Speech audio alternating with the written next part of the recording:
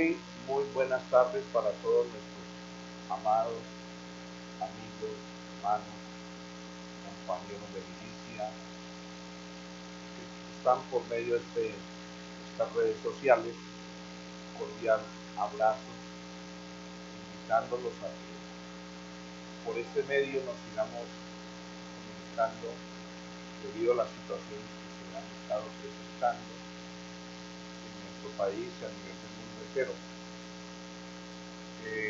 Desde el Centro Cristiano de Restauración, el Ministerio Pentagonal da un caluroso abrazo a cada ministro en el lugar donde Dios le ha colocado e invitándolo a tener fe en Dios sin abusar de la fe, a ser sabio, pero también a ser prudente, a obedecer a las autoridades en lo que más podamos, sin contravenir las normas, y confiando en que Dios hará para cada uno de nosotros según su beneplácito para este tiempo. La idea no es generar temores, sino la idea es que como pueblo de Dios tengamos un concepto claro de los tiempos que estamos viviendo, de el discernimiento de lo que está sucediendo, para poder ubicarnos en el contexto del tiempo y andar como hombres y mujeres de fe. Por lo tanto, hoy me dirijo por este medio a todos aquellos que están sintonizados, de los que van a entrar, para tocar un tema muy interesante que va pertinente al tiempo de hoy. El título de la obra es Sórdida es la muerte en victoria. Y dice la palabra en 1 Corintios 15:54, hay otro anexo que dice, oh muerte, ¿dónde está tu victoria?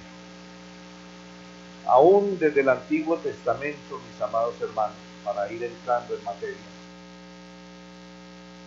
dice el Salmo 23, versículo 4, y aunque ande en valle de sombra y de muerte, no temeré mal alguno, porque tu vara y tu cayado me infundirán aliento. Amén, me infundirán aliento. El pueblo de Dios alineado, podemos tener la confianza en Dios, en que Él nos librará de la peste destructora y del lazo del cazador. Pero no quiere decir que no seamos prudentes ni seamos sabios. Debemos de ser lo suficientemente sabios para aplicar la prudencia, pero también de esta misma manera aplicar todo lo que el Señor nos dé para redundar en bien de los demás. Mis amados, un tema muy interesante.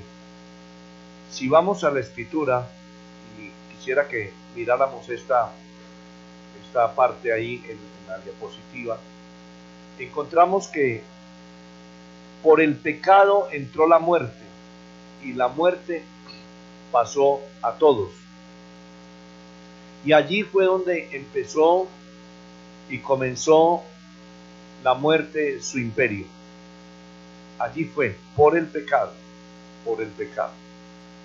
Y empezó el pecado a enseñorearse, y empezó el imperio de la muerte a cobrar sus primeras víctimas, y la primicia de ese imperio de la muerte en el mundo físico fue nuestro amado Abel, el hermano de Caín. Fue el primero que pasó por este imperio. De ahí la muerte por el pecado pasó a todos y empezó a enseñorearse de todo esto. Y a través de todo este tiempo, la muerte ha estado enseñoreándose sobre el ser humano. Dice en Génesis capítulo 4:15, si pasamos la siguiente parte, que después de esto el Señor colocó en la frente de Caín colocó una señal. Miren lo que dice Génesis 4:15. Y le respondió Jehová: ciertamente cualquiera que matare a Caín 7 veces será castigado. Y entonces Jehová puso señal en Caín para que no lo matase cualquiera que lo hallara. De manera de que empezamos a notar por la escritura que Dios, aunque este hombre merecía la muerte, coloca algo para que nadie lo toque, para guardar su vida, para que la muerte, o por medio de cualquiera instrumento que tiene la muerte, no lo tocara. Esto sería ya un acto directo de Dios con Caín, no por medio del imperio de la muerte. Y empezamos a notar entonces que el Señor Dios tiene señales, o coloca señales, o coloca, ciertos parámetros para guardar a su pueblo del imperio de la muerte. Entonces, podemos mirar algo muy interesante a través de la escritura, de lo cual la segunda vez que nosotros encontramos y pasamos a ver lo siguiente, la segunda vez que Dios guarda de la muerte al ser humano es a través de el arca de Noé, e hizo pacto con 8 personas. Ahí los guardó de la muerte. Dios desde un principio siempre ha querido guardar al hombre de la muerte. Correcto. Ha querido guardar al hombre de la muerte. Aunque la muerte usa sus instrumentos, pero déjeme decirle de que aunque use sus instrumentos, Dios siempre ha tenido los suyos propios para guardar al hombre del imperio de la muerte. Lo vimos entonces con el Caín, y lo vemos ahora ya salvando una familia para una nueva creación como tal. Vemos cómo salva a 8 personas de una muerte eminente como tal. Pero si continuamos mirando a través de la escritura, vemos una tercera vez, y si pasamos a la siguiente parte, miramos que la tercera vez que vemos en la escritura, cuando Dios libra de la muerte a un precursor, a un hombre que venía con un propósito, a Moisés, que fue salvado de las aguas del Nilo. Déjeme decirle que las aguas del Nilo no eran cualquier aguas, eran unas aguas infectadas de animales carroñeros, de animales carnívoros, de lo que nosotros conocemos caimanes o cocodrilos o etcétera. Era un río peligrosísimo en ciertas áreas, y que ahí fue donde, a través de una cesta hecha por su señora madre para guardar a un precursor de la libertad como fue Moisés. Moisés significa salvado de las aguas, y de las aguas del Nilo. Dios guarda de nuevo al hombre de morir. Dios tiene un plan redentivo para aquellos que tienen propósito en Él y con Él, y Dios con ellos. Así que, mis amados hermanos, ante lo que encontramos en el libro de Apocalipsis, que sale el caballo de la muerte y que empieza a cobrar víctimas, pues déjeme decirle desde un comienzo, ¿sí?, de que desde ya el Señor Dios Todopoderoso, el Eterno, el gran yo soy, también tiene un plan preparado para librarnos de la muerte. Tiene palabra para nosotros, sí, en seguridad. Pero vamos a mirar una cuarta vez. Esa cuarta vez, que pasemos a la parte siguiente, es cuando el Señor da unas instrucciones precisas cuando el pueblo de Dios estaba precisamente en Egipto. Y dice en Éxodo 12:13, dice: y la sangre os será por señal en las casas donde vosotros estéis, y veré la sangre y pasaré de vosotros, y no habrá en vosotros plaga de mortandad cuando hiera la tierra de Egipto. Dios dio unas instrucciones muy claras, muy precisas en aquel tiempo para su pueblo. Número 1, reunirse como familia. Número 2, alistarse. Número 3, conseguir un cordero con ciertas especificaciones. Número 4, sacrificarlo. Número 5, tener todo pendiente e invitar a otros si la familia era poco numerosa, invitar a otros porque no debía quedar nada del cordero. Número 6 es pintar el dintel de la puerta con la sangre del cordero, porque vendría, ¿sí?, la muerte a cobrar una deuda. Pero resulta que en los lugares donde estaba la sangre del cordero y las familias estaban preparadas, la muerte pasa, la muerte pasa. Dios de nuevo liberta a su pueblo de la muerte.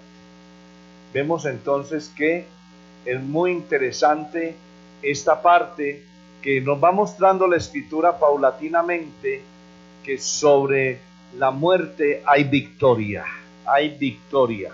y que vamos a ver más adelante cómo se sella esa victoria. Pero vamos un poquito rápido, porque vamos a mirar en Números, en la siguiente parte, en Números 21, 4 al 9, dice: los israelitas partieron del monte Hor por el camino del Mar Rojo para bordear el territorio de Edom. Pero en el camino el pueblo perdió la paciencia y comenzó a hablar contra Dios y contra Moisés. ¿Por qué nos hicieron salir de Egipto para hacernos morir en el desierto? He aquí no hay pan ni agua, y ya estamos hartos de esta comida miserable. Pasemos a la siguiente. Entonces el Señor envió contra el pueblo unas serpientes abrasadoras que mordieron a la gente, y así murieron muchos israelitas. El pueblo acudió a Moisés y le dijo: hemos pecado hablando contra el Señor y contra ti. Intercede delante del Señor para que aleje de nosotros esta serpiente. El pecado siempre traerá la muerte. La rebeldía, la desobediencia, el tocar mantos, el tocar autoridades, el hacer lo que no se debe de hacer, siempre va a traer muerte. Aquí entonces vemos que este pueblo intercede ante Moisés para que haga algo por Dios, para que haga algo delante de Dios, para que el pueblo sea liberado. Pasemos a la siguiente, y dice que Moisés intercedió por el pueblo, y el Señor le dijo: fabrica una serpiente abrasadora y colóquela sobre un asta, y todo aquel que haya sido mordido, al mirarla, quedará ¿qué? Curado. Oigan, interesante este acto profético que se levanta allí en el desierto, que al mirarla inmediatamente quedaba curado. Y dice que Moisés hizo una serpiente de bronce, que bronce significa juicio, y la puso sobre un asta. Y cuando alguien era mordido por una serpiente, miraba, oiga, con solo mirar a la serpiente de bronce, quedaba curado. De nuevo, Dios, en un acto profético, sigue mostrando a través de la revelación dosificada que Él sí quiere librarnos del imperio de la muerte. Todo el que miraba en su época la serpiente quedaba sano. El imperio de la muerte por medio de la serpiente no lo podía tocar. Pero adelantémonos, vamos hacia Josué capítulo 2, pasemos a lo siguiente. Dice que Josué, hijo de Nun, envió clandestinamente desde Sitín a 2 espías con la siguiente consigna: vayan a observar el terreno. Y ellos partieron, y al llegar a Jericó, entraron en la casa de una prostituta llamada Rahab, donde se alojaron. Cuando se le notificó al rey de Jericó que unos israelitas habían llegado durante la noche para observar el terreno, mandó a decir a Rahab: saca afuera a esos hombres que vinieron a verte, los que entraron en tu casa, porque ha venido únicamente para observar todo el país. Pero la mujer tomó a los hombres, los escondió y declaró: es verdad que esos hombres vinieron aquí, pero yo no sabía de dónde eran. Aquí vemos cómo esta mujer, siendo una mujer de mala conducta, de mala reputación, protege a unos siervos de Dios que van con una misión. Pero continuemos, vamos, pasemos a la siguiente.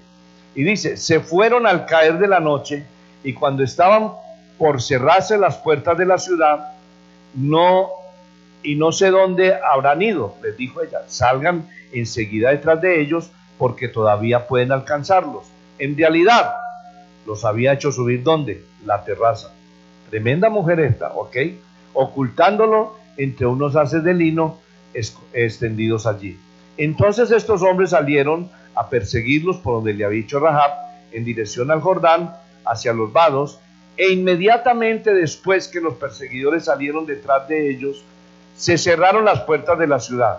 Cuando Rahab subió a la terraza donde estaban los espías, estos aún no se habían acostado. Ella le dijo: yo sé que el Señor les ha entregado este país. Mire cómo Dios le manifiesta al Señor, le muestra a esta mujer, le muestra esta parte, cómo ella puede entender lo que ellos habían llegado a ese lugar. Porque dice: porque el terror que ustedes inspiran, uy, Dios santo, lo que producen los siervos de Dios, el terror que inspiran, se ha apoderado de nosotros, y todos los habitantes han quedado espantados a la vista de ustedes. Los hijos de Dios tienen algo especial: vestiduras de parte de Dios, exposición de parte de Dios. ¿Por qué? Porque el pueblo de Dios es algo diferente. Pero pasemos a la siguiente. Nosotros hemos oído cómo el Señor secó las aguas del Mar Rojo. Eso era el testimonio que tenía esta mujer. Y cuando ustedes salían de Egipto, cómo ustedes trataron, ¿cierto?, a Sihón, a Og, dos reyes amorreos que estaban al otro lado del Jordán, y ustedes los condenaron al exterminio. O sea, esta mujer estaba totalmente empapada de los actos soberanos que hacía el pueblo. Y al enterarnos de eso, o sea, el rumor se fue extendiendo, el corazón desfalleció. Y ya no hay nadie que tenga ánimo para oponerle resistencia. Alabado sea el nombre del Señor. Porque el Señor, su Dios, es Dios de allá arriba, en el cielo, y aquí abajo, en la tierra. Qué lindo que podamos, los hijos de Dios en este tiempo, producir este testimonio en aquellas personas de dudosa reputación, como lo que produjo estos hombres, estos espías, en esta mujer Rahab, dando un testimonio de que es Dios de arriba y Dios aquí de abajo en la tierra. Por eso entonces ella los compromete, dice: por eso, júrenme ahora mismo. Oiga pues lo que hace esta mujer: por el Señor, que así como yo los traté con bondad, cobró el mandadito, como los traté con bondad, ustedes tratarán de la misma manera a mi familia. No pidió solamente por ella, sino por la familia, porque Dios es un Dios de familia. Dadme una señal, oiga pues, dadme una señal segura de que dejarán con vida a mi padre, a mi madre, a mis hermanos y a mis hermanas, y a todo cuanto pertenece, y que nos librarán ¿de qué? De la muerte. Volvemos a tocar el imperio de la muerte. ¿Qué fue lo que pidió Rahab? Que fuera librada ¿de qué? De la muerte, porque venía el exterminio, venía la destrucción. Entonces los hombres le respondieron: nosotros respondemos, sí, por ustedes con nuestra vida, con tal de que no nos delates. La condición que ella les puso los hombres fue: no vas a contar nada, Y cuando el Señor nos entregue este país, te trataremos con bondad y lealtad. Lo que uno siembra, recoge. Lo que uno siembra, recoge. Esta mujer vio en estos hombres, supo discernir algo, protegió a los varones de Dios, y mire la recompensa del Señor. ¿Cómo volvemos a tocar que ellos son librados del imperio de la muerte? Pero sigamos, continuemos, porque vamos a ir a hacer lo que se dice, lo que la dosificación de la escritura nos está hablando sobre este imperio. Pasemos a la siguiente. Entonces la mujer los descolgó por la ventana, ¿ya? Con una cuerda, porque la casa daba contra el muro de la ciudad y ella vivía junto a él. Interesante esto, ¿sí? Y dice que, y les hizo esta recomendación: vayan hacia la montaña. Mire que la mujer después de esto le recomienda: para que sus perseguidores no puedan alcanzarlos. Manténganse en oculto de allá 3 días. ¿Cuánta fue la cuarentena de estas personas? 3 días. 3 días fueron allá. Y estén en reposo. Y después prosigan el viaje. Amados, a veces para poder vencer al imperio de la muerte tenemos que resguardarnos. Tenemos que resguardarnos. Tenemos que hacer un alto y escondernos. Pero no es por miedo, sino por estrategia. Porque de esa manera el adversario pierde la dirección de seguir persiguiendo a los hijos de Dios. Pero me llama mucho la atención lo que sigue. Pasemos a la siguiente parte, donde dice: los hombres le respondieron. Cuando nosotros entremos en tu país, mire lo que le dice: tú atarás este cordón. ¿Qué fue lo que le dejaron ellos? Un cordón escarlata, o sea, rojo, por la ventana por la que nos hiciste bajar. Otro acto profético. Un acto profético. Mira, vuelvo a retomar. El arca. Otro acto profético. La canastilla de Moisés. Otro acto profético. El cordero. Otro acto profético. La serpiente. Ahora viene otro acto profético, que es un cordón escarlata, ¿sí?, que debería ser colgado por la ventana donde ellos bajaron. Dice: y reunirás contigo dentro de la casa a tu padre. Oiga, le dice a quienes: a tu madre, a tus hermanos y a toda tu familia. Si alguno sale, oiga pues la advertencia, si alguno sale, porque también quedaron ahí como encerraditos. Si alguno sale fuera de las puertas de tu casa, su sangre caerá sobre su cabeza, y nosotros seremos inocentes. Pero la sangre de todos los que estén contigo dentro de la casa caerá sobre nuestra cabeza, si alguien pone la mano sobre alguno de ellos. En cambio, si nos delatas, quedaremos libres del juramento que nos has exigido. Entonces, importantísimo esta parte como tal, ¿ya? Importantísimo esta parte como tal, donde vuelve y toca esta parte de saber guardarnos, de saber aislarnos.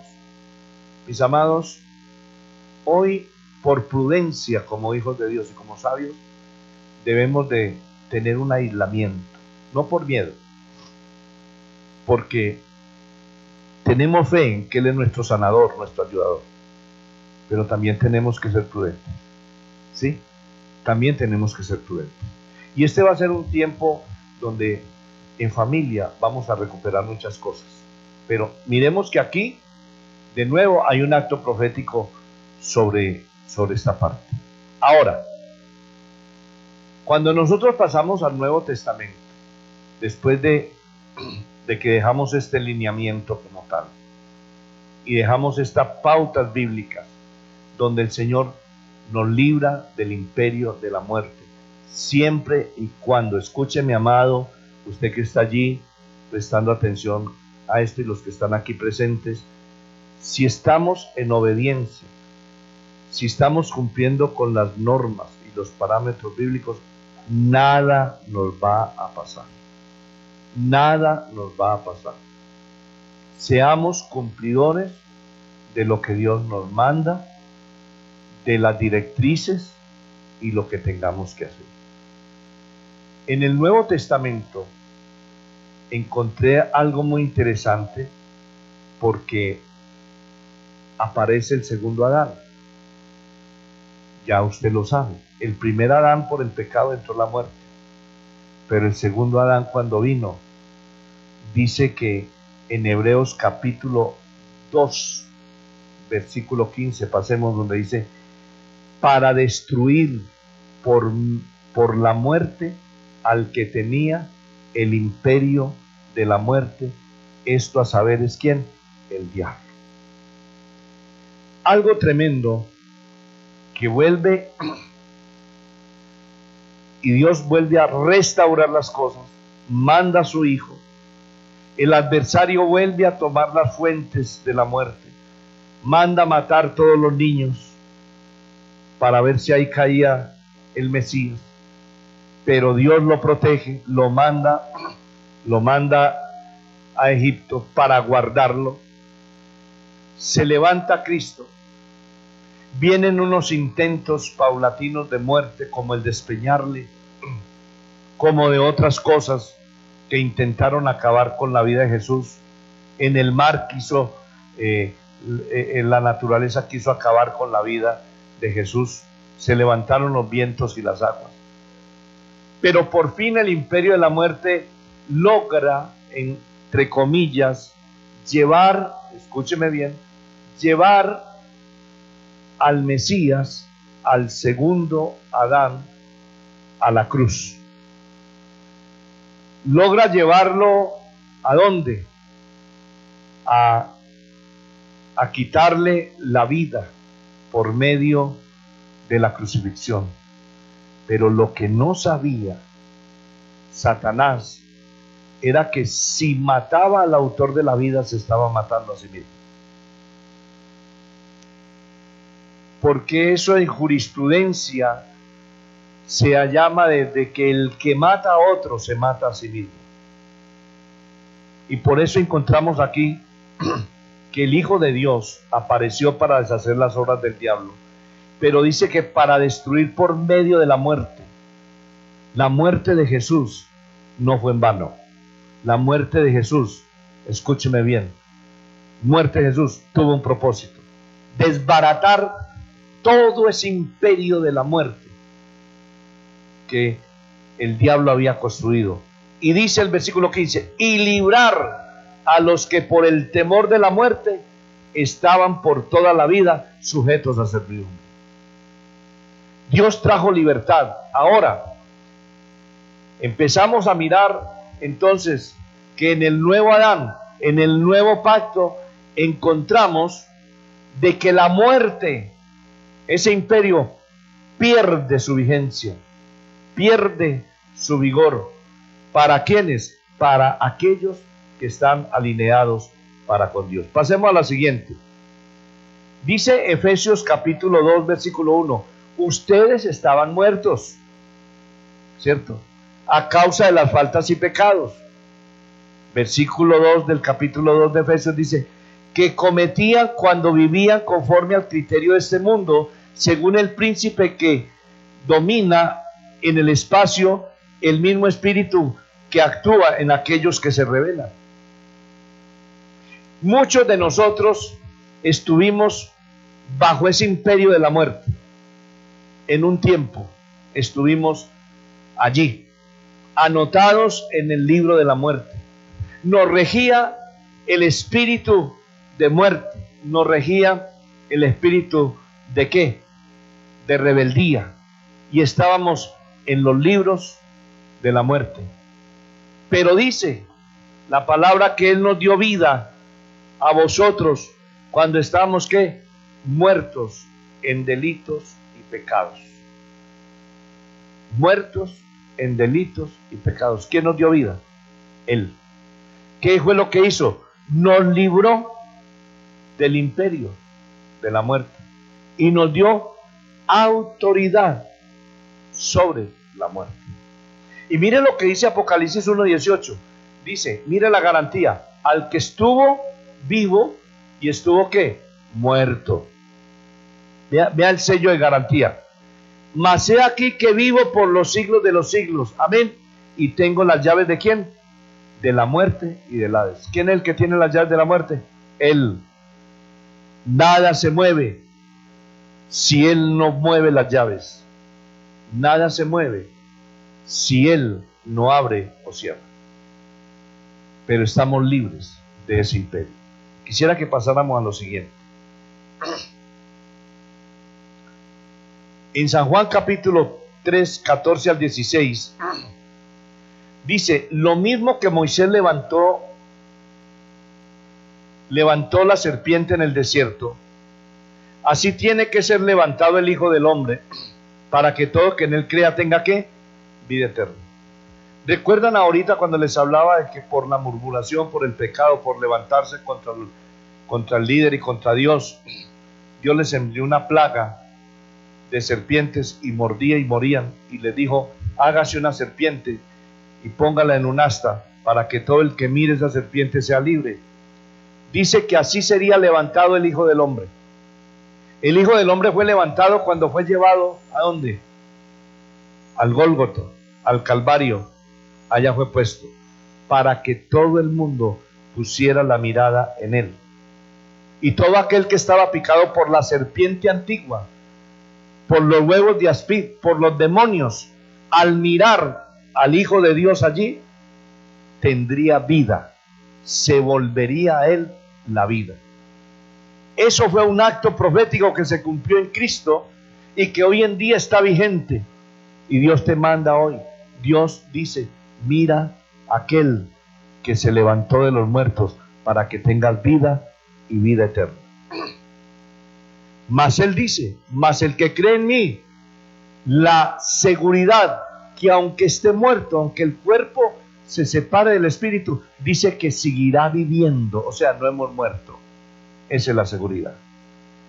Y dice que tanto amó Dios al mundo que entregó a su Hijo único para que no perezca ninguno de los que crean en Él, sino que tengamos vida eterna.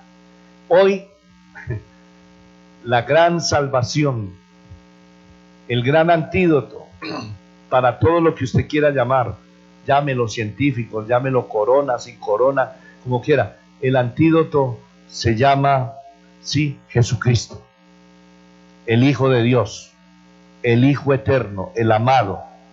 Él es el que nos provee de vida eterna y nos libra contra, cierto, todas aquellas potestades. Pero déjeme decirle que también hay una palabra profética. Pasemos ahí, en Ezequiel capítulo 9, y dice la visión de los culpables. Permítame adelantarme un poquito así. En el 9:1 dice, clamó a mis oídos con gran voz diciendo, los verdugos de la ciudad han llegado. ¿Los qué? Verdugos. Y cada uno trae en su mano un instrumento para destruir. Mire lo que hay para el mundo, destrucción. Y aquí 6 varones venían del camino de la puerta de arriba que mira hacia el norte, y cada uno traía en su mano un instrumento para destruir. La destrucción viene. Y entre ellos había un varón vestido de lino, el cual traía en su cintura un tintero de escribano, y entrados se pararon junto al altar de bronce. ¿Dónde se pararon? Sobre el altar de bronce, sobre el altar del juicio, porque venía un juicio, y viene un juicio para el mundo, viene juicio para este tiempo. Y dice, la gloria de Dios de Israel se elevó por encima del querubín sobre el cual había estado, al umbral de la casa. Y llamó Jehová al varón vestido de lino que tenía en la cintura el tintero de escribano.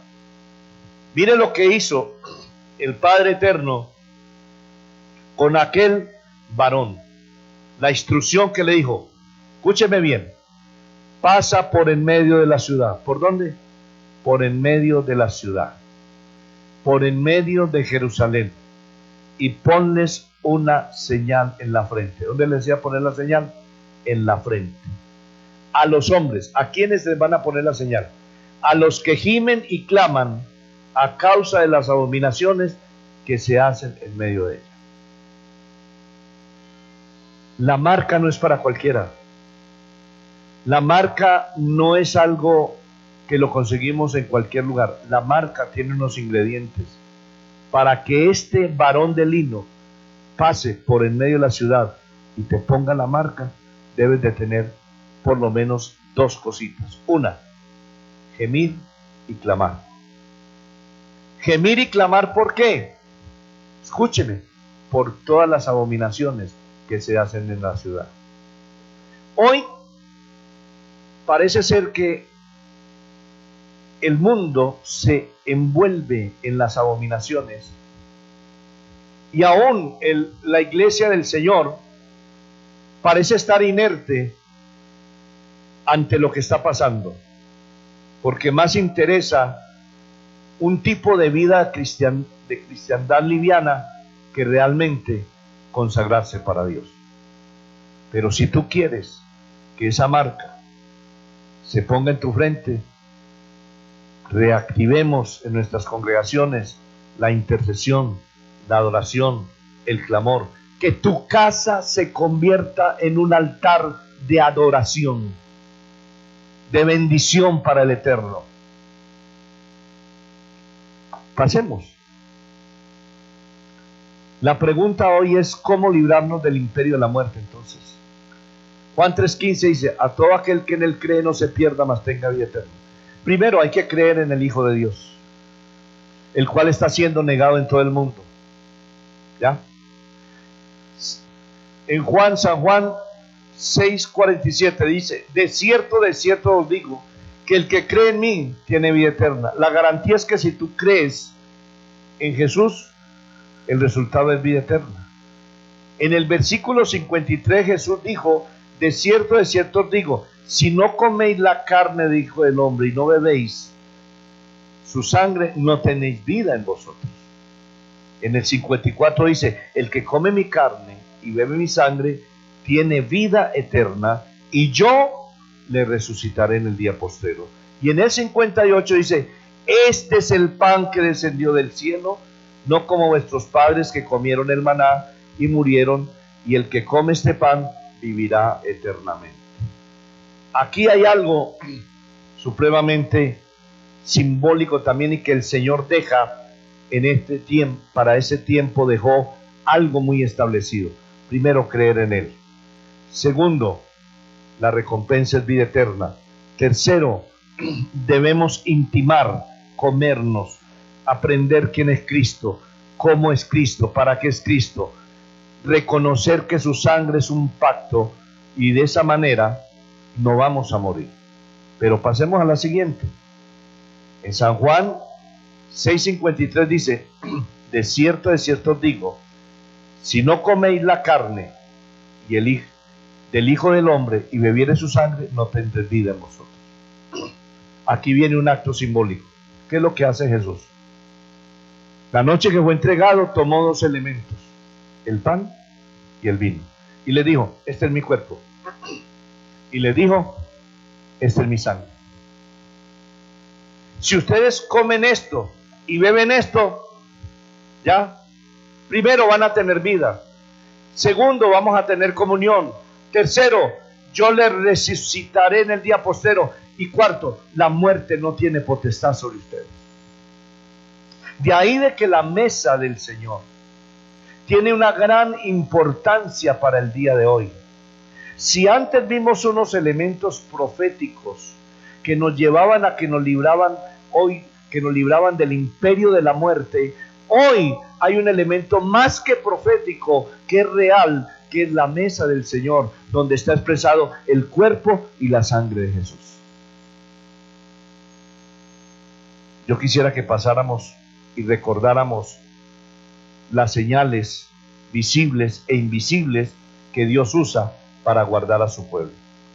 Recordemos que Dios le puso una marca a Caín, la palabra Tau, en hebreo, Tau, la palabra Tau. Casi que invisible, no era que estaba marcado, sino que era algo como invisible en él. Luego vemos una marca visible, el arca. Luego vemos otra marca visible, la sangre, en Éxodo. Luego vemos otra marca visible, la serpiente. Luego vemos otra marca, escúcheme bien, visible, el cordón rojo. Y luego vemos una marca invisible, la del varón, cuando coloca el sello en la frente de los que claman y gimen. Y hoy tenemos un acto profético, como la mesa del Señor. A través del derramamiento del Espíritu Santo, Dios hoy nos invita a que guardemos estas partes y las pongamos en práctica. Hay dos marcas de las cuales, ¿cierto?, tú quieres o las tienes. Hay dos marcas. Yo quisiera que pasasen a la otra. En Apocalipsis 13:16 dice: y hacía que todos, pequeños, grandes y ricos, pobres, libres y esclavos, les pusiesen una marca en la mano derecha o en la frente. Y los que adoraron y la adoraron todos los moradores de la tierra cuyos nombres no estaban inscritos en el libro del Cordero, que fue inmolado desde el principio del mundo. Y dice el 20:15: y el que no se haya inscrito en el libro de la vida fue lanzado, ¿a dónde? Al lago de fuego que arde con azufre. Tal vez en la diapositiva está viendo unas personas con una marca en la frente, pero al otro lado está viendo usted un ángel con otro tipo de marca. ¿Cuál de las dos marcas deseas tú? ¿Con cuál de las dos te quieres quedar? Ahora, en Isaías 28:15, pasamos ya, dice que quienes han hecho pacto con la muerte. Y en los Salmos 49:14 dice: hay quienes los pastorea, ¿quién? La muerte. No solamente han hecho pacto, sino que los pastorea. No todas veces Jehová es mi pastor, porque para muchos Jehová no es su pastor, sino que los pastorea la muerte. Pero mire lo que dice Malaquías, capítulo 2:5. El pacto con el sacerdocio fue de ¿qué? Vida y paz. Y el Salmo 23 dice: el Señor es ¿quién? Mi pastor. Mi pastor. Muy interesante esto. Y concluimos de la siguiente manera. Vamos concluyendo con el Salmo 91. Pasemos a la siguiente. Que el que habita al abrigo del Altísimo morará bajo la sombra del Omnipotente. Diré al Señor: refugio mío, castillo mío, mi Dios en quien confío. Él te librará del lazo del cazador, de la peste destructora. Con sus plumas te cubrirá, debajo de sus alas estarás seguro. Escudo y adarga, sí, será tu fidelidad. No temerás espanto nocturno, ni saeta que vuele de día, ni pestilencia que aceche en la oscuridad, ni enfermedad que a mediodía desola. Caerán a tu lado, ¿cuántos?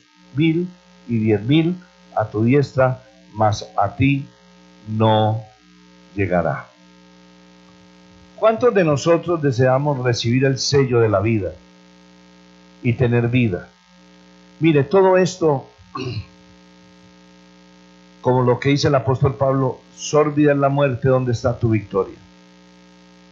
Le estamos dando demasiada importancia a la muerte. La muerte ya no tiene ese estatus, porque la muerte ha sido destruida. Fue destruida por medio de la muerte de Jesucristo. Y por medio de Jesucristo se destruyó el imperio de la muerte. En Jesucristo y en Dios tenemos las garantías para nuestra vida, para nuestra salud, para nuestra prosperidad, para todo. Por eso tenemos que ser hombres y mujeres de fe, pero también tenemos que ser sujetos y obedientes, y como le digo, sabios y prudentes. ¿Desea recibir el sello de Dios? ¿O cuál sello? ¿Sí? Pasemos a la última, donde te estamos haciendo una invitación. Ahora te toca a ti. Tú eres el que recibe. Si quieres, en esta hora, decirle: Señor, gracias porque me reconduces, porque me retroalimentas, porque me reacondicionas, porque me reubicas, porque me animas, me consuelas y me exhortas, porque me llevas a una dimensión más allá, a entender que en estos tiempos mi confianza debe estar en ti, bajo la obediencia, la prudencia, bajo las directrices que tú tienes determinadas para nosotros. Gracias, Señor, por este momento. Gracias por este tiempo que nos has regalado. Y hoy podemos decir que la muerte, ni el imperio de la muerte, tiene victoria sobre nuestras vidas. Porque el que está en Cristo, aunque esté muerto, vivirá. En Cristo Jesús damos gracias por esta oportunidad. Y a todos los que están allí, bendigo sus vidas, declaro sobre usted vida y vida en abundancia, porque a eso es lo que ha venido el Rey, a dar vida y vida en abundancia. Y que en la próxima oportunidad trataremos algo que alimente y nutra más nuestra fe y nos lleve a una dimensión del nuevo conocimiento hacia la obediencia a Cristo. Amén y amén. Bendiciones para todos ustedes.